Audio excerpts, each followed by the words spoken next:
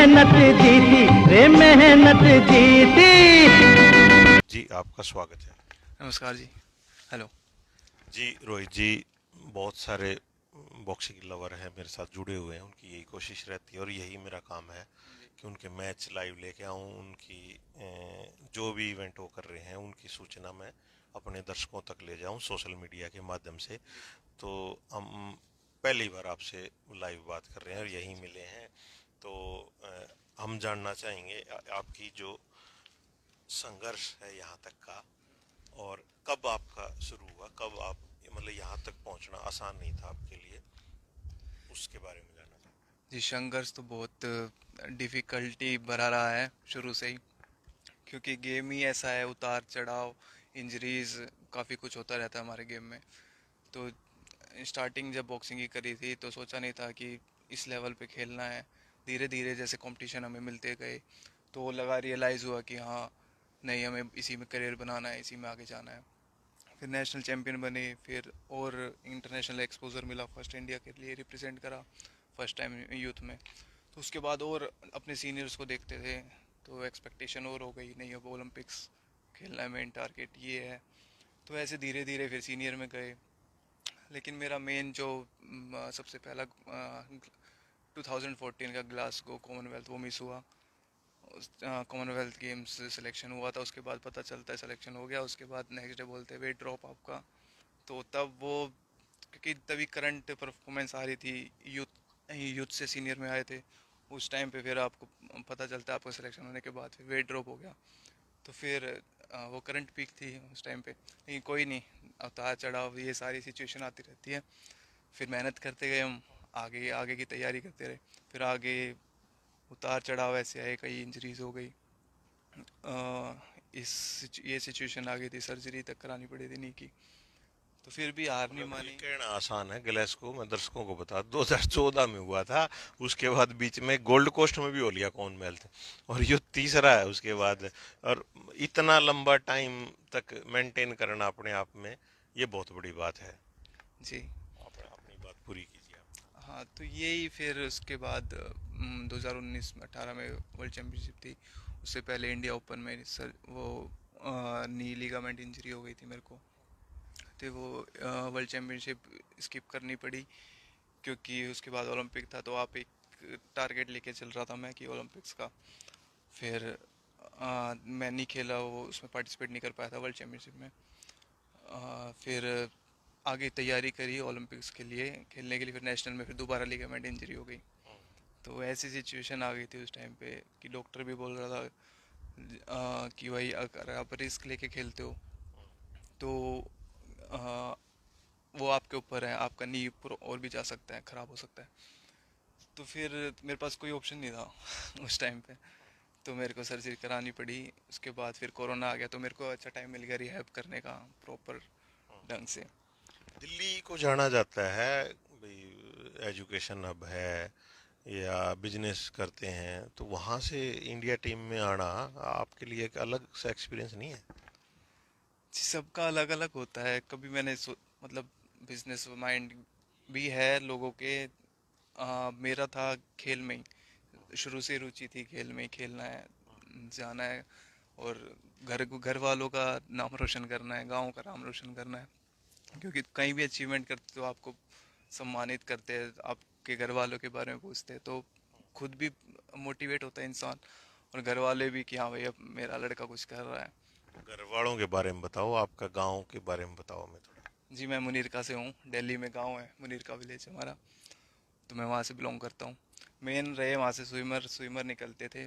Swimmer का जान Singh Tokas, Asian medallist, सबसे पहले वही। तो गाँव के सारे स्विमर स्विमर तो तो सारे स्विमिंग में जाने लगे थे। तो फिर हम भी बॉक्स से, फिर मैंने भी स्विमिंग करी स्टार्टिंग में, फिर धीरे फिर बॉक्सिंग में आ मतलब गया। स्विमिंग तो एक बेस आप लगा लो कि उसके बाद आप किसी भी गेम में चले जाओ तो अच्छा है शरीर के लिए। जी जी जी। फिटनेस, फिजिकल फिटनेस भी बहुत बढ़िया है। तो ट्रेनिंग में दिक्कत नहीं आई आपको? दिल्ली में आप मिल गई थी इजीली बॉक्सिंग की? नहीं, हमारे गांव में ही होती थी बॉक्सिंग उस टाइम पे। तो पापा ने ले जाके डाल दिए थे कि भाई लो। घर में मैं, मेरे भाई छोटे छोटे होते थे, डब्ल्यू डब्ल्यू ही देखते थे, वो लड़ते रहे करते आपस में तो मेरे पापा बोले चल वहाँ लड़ो जाके, तुम इतना ही लड़ना है तो पापा ने ले जाके डाल दिया, भाई चलो करो यहाँ पे लड़ो, बॉक्सिंग करो। तो इस आपके वो तरीके से बॉक्सिंग हमारा। प्रीतम टोकस जी भी हैं, बॉक्सिंग से जुड़े हुए हैं। हाँ जी, प्रीतम टोकस अ, हमारे मतलब इंटरनेशनल आरजे है, वो भी बॉक्सिंग से जुड़े हुए हैं। हमारे मेरे बड़े सीनियर हैं, पहले बॉक्सिंग करते थे, तो मुझसे तो सीनियर ही है। तो वहाँ किससे आपने बॉक्सिंग की कोचिंग ली मेरे है? कोच है, बेसिक कोच राजेश टोकस। हाँ, जिनके अंडर मैंने बॉक्सिंग स्टार्ट करी थी।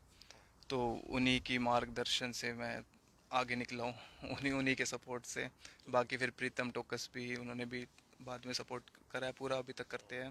कितनी बार ऐसा हुआ कि इंडिया कैंप में आ गए और बाहर नहीं जा पाए, इंडिया कैंप में आगे बाहर नहीं जा पाए? जी, इंडिया कैंप में यूथ में तो गोल्ड लेके गया था, सबसे पहला नेशनल में यूथ में खेला था, चैंपियन बन के फिर कैंप में गया तब मेरे को एक्सपोजर मिला। लेकिन जब नेशनल या मेन इलाइट सीनियर टीम में आया था, तो उस टाइम पे क्या था, एक्सपोजर भी बहुत कम थे। शुरू में 2-3 साल तो बस आप मार भी रहे हो तो, लेकिन जो फर्स्ट और सेकंड होता था बस वही एक्सपोजर कम है तो उन्हीं को ही चांस मिलता था। तो लेकिन अब ऐसा नहीं है, अब तो एक्सपोजर भी बहुत है, लेकिन जो डिजर्विंग है अब ये वो आ चुका है दौर की, जो जो मार रहा है वही जाएगा। तो ये बहुत बढ़िया है आज के टाइम तो में। अभी यहाँ नॉर्दर्न आयरलैंड की कैपिटल बेलफास्ट में आए हो और आज इंडियन कम्युनिटी और हरियाणवी कम्युनिटी ने आपके लिए फंक्शन किया, तो और हरियाणा के माननीय मुख्यमंत्री ने भी बात करी, जी तो जी कैसा लगा? जी, आज बहुत बहुत ऐसा फील हुआ कि हम अपने देश में ही हैं फिलहाल तो। जैसे जिस तरीके से उन्होंने हमारा सम्मान करा है, बुला के सब जितने भी कम्युनिटी के लोग हैं, मैं तो धन्यवाद देना चाहता हूँ। हम हमारा यहाँ पर बुला के इतना अच्छा स्वागत करा, तो उससे हम मोटिवेट भी हुए हैं बहुत अच्छा।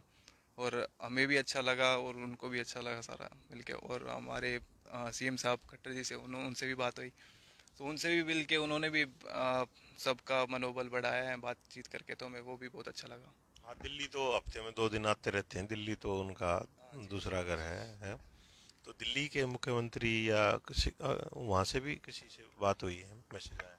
जी फिलहाल तो कोई मैसेज नहीं आया था कि आप दिल्ली में हो, मिलना चाहते हैं, लेकिन मैंने बोला अभी तो हम आयरलैंड में ट्रेनिंग कर रहे हैं।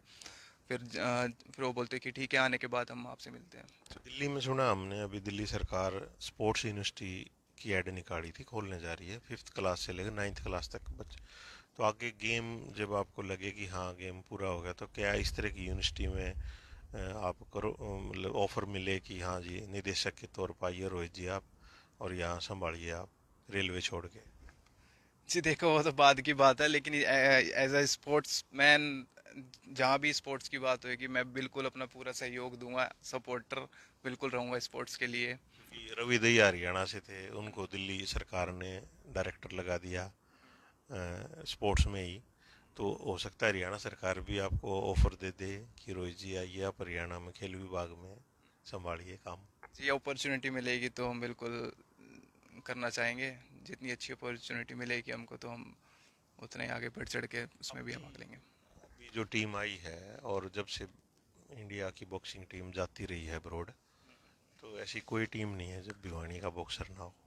तो इस बार आप मेल मुक्केबाज हो, भिवानी का एक भी नहीं लेके आए, इसका क्या कारण है?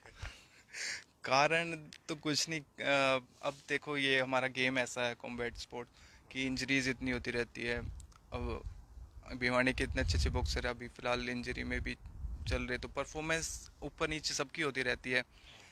अब आज कोई अच्छा है, कल कोई अच्छा है, कोई इंडिया कैंप में इंडिया टीम पे है, कोई ऐसा नहीं है कि इतना बहुत डिफरेंस हो।